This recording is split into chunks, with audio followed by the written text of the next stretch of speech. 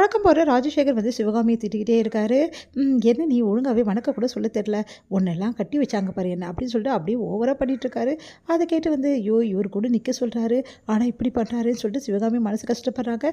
எங்கே வந்து அன்பு வந்து கண்மணி பக்கத்தில் வந்து நெருங்கி நிற்காம தூரமாகவே நிற்கிறாரு. அதை பார்த்துட்டு அவங்க தம்பி வந்து என்னடா நீ இப்படி நிற்கிற, அவங்க யாரோ மாதிரியும் நீ யாரோ மாதிரி நிற்கிற, அப்போ வர்றவங்களாம் என்ன நினைப்பாங்க, நான் ஹஸ்பண்ட் ஒய்ஃப் நான் நினைப்பாங்க கிட்ட நின்றா அப்படி சொல்லிட்டு வம்பு பண்ணி வந்து தள்ளி விடுறாரு கண்மணி கிட்ட.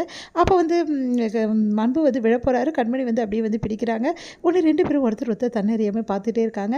இது என்ன எப்படி இருக்குது சூப்பராக இல்லை அப்படின்னு சொல்லிட்டு பார்த்துட்ருக்காரு வந்து கார்த்திக். இதெல்லாம் பார்த்துட்டு வந்து செம்மையாக காண்டாகிறாங்க. பாட்டியும் வந்து அதுக்கப்புறம் ஸ்வேதா அதுக்கப்புறம் மயூரி எல்லாருமே இதெல்லாம் பார்த்துட்டு அப்படியே வந்து பார்த்து பார்த்து டென்ஷன் ஆகிட்டு இருக்காங்க. இங்கே வந்து அனௌன்ஸ் பண்ணுறாங்க பார்ட்டி வந்து நல்லபடி வந்து போயிட்டுருக்கு. எல்லாருமே இந்த பார்ட்டிக்கு வந்து ரொம்ப நன்றின்னு சொல்லிட்டு ராஜசேகர் வந்து சொல்லிட்டு இருக்காரு. அடுத்து எல்லாருமே வந்து அன்புவையும் அவங்க ஒய்ஃபையும் பார்க்கணும் அப்படின்னு சொல்லிட்டு வராங்க. உடனே வந்து அவங்க ஒய்ஃபை பார்த்துட்டு ரொம்ப வந்து கண்மணியை பார்த்துட்டு கேட்குறாங்க, என்ன இந்த பொண்ணு இப்படி இருக்கா, என்னம்மா நீ ரொம்ப வறுமையில் வர்ற பொண்ணுன்னு கேள்விப்பட்டோம் அப்படின்னு சொல்லிட்டு அவங்க வீட்டு வறுமையை பற்றி ரொம்ப மோசமாக பேசுகிறாங்க. அதெல்லாம் கேட்டு பதிலடி கொடுக்குறாங்க நம்ம கண்மணி. தோற்றத்தை வச்சு எந்த முடிவுக்கும் பண்ணாதீங்க. எப்போவுமே அவங்க வாழ்கிற வாழ்க்கை தான் ரொம்ப முக்கியங்க. அதில் நேர்மையாக உண்மையாக இருந்தால் போதும். எந்த ட்ரெஸ் போட்டால்னா எப்படி இருந்தால் என்ன அப்படின்ற மாதிரி கண்மணியெல்லாம் அழகாக ஸ்பீச் கொடுக்குறாங்க. அதை பார்த்து அன்பு வந்து மெய்மறந்து போகிறாரு. என்ன மாதிரியே யோசிக்கிறாளே அப்படின்னு சொல்லிட்டு அப்படியே பார்க்குறாரு. அடுத்து வந்து நிறைய கொஸ்டின்ஸ் கேட்குறாங்க. நிறைய பேர் வந்து வேணுமே வந்து இங்கிலீஷில் பேசுகிறாங்க. அதை பார்த்தா கண்மணி ஐயோ இங்கிலீஷில் பேசுகிறாங்களே எனக்கு என்னமே தெரியாது என்ன பண்ணுறது அப்படின்னு சொல்லிட்டு யோசிக்கிறாங்க.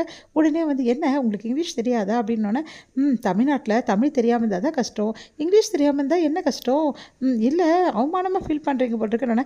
உங்களுக்கு தான் தமிழ் நல்லா தெரியுதுல்ல, அப்புறம் தமிழில் பேசினா என்ன, எதுக்காக இங்கிலீஷ் பேசுகிறீங்க, ஏன்னா எங்களுக்கு தெரியாதுன்னு சொல்லிட்டு சொல்கிறதுக்காக பேசுகிறீங்களா அப்படின்னோடனே அப்படியே அசந்து போகிறாரு அன்பு.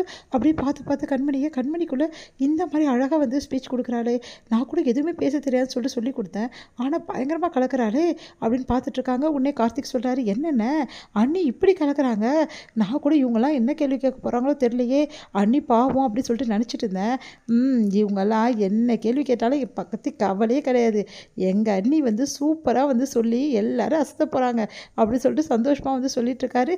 இதை பார்த்து வந்து யோசிக்கிறாரு நம்ம அன்பு, எப்படி கண்மணியால் இவ்வளோ நல்லா பேச முடியுது, அவளுக்கு இவ்வளோ டேலண்ட் இருக்கா, நான் நினச்சி கூட பார்க்கலையே அப்படின்னு சொல்லிட்டு அன்பு கண்மணியே பார்த்துட்ருக்காரு. இதையெல்லாம் பார்த்துட்டு வந்து ராஜேஸ்வரியால் தாங்கவே முடியல. சரி நம்ம ஒன்று பண்ணால் இவ்வளோ ஒன்று பண்ணுறா அப்படின்னோடனே இங்கே வந்து இது லைவாக போயிட்டுருக்கும்போது நிறைய பேர் வந்து கண்மணி இவங்க வந்து சூப்பர் அப்படின்னு சொல்லிட்டு நிறைய மெசேஜ் வந்து வந்துகிட்டே இருக்குது. இதையெல்லாம் பார்த்துட்டு செம்மையாக காண்டாகிறாங்க ஸ்வேதா. என்ன இது நம்ம சேனலை பற்றி போடுவாங்கன்னு பார்த்தா ஃபுல்லாக கண்மணியோட புராணத்தை பற்றி போட்டு வச்சுருக்காங்க. கண்மணி சூப்பர், கண்மணி வந்து செம்மையாக பேசுகிறாங்க, கண்மணி மாதிரி வந்து எல்லா பொண்ணும் இருக்கணும் அப்படின்லாம் மெசேஜ் அனுப்புகிறாங்க. எனக்கு கடுப்பாக இருக்குங்க, நான் ஏன் தான் லைவ் போடணும் அப்படின்னு சொல்லிட்டு டென்ஷன் ஆகிறாங்க.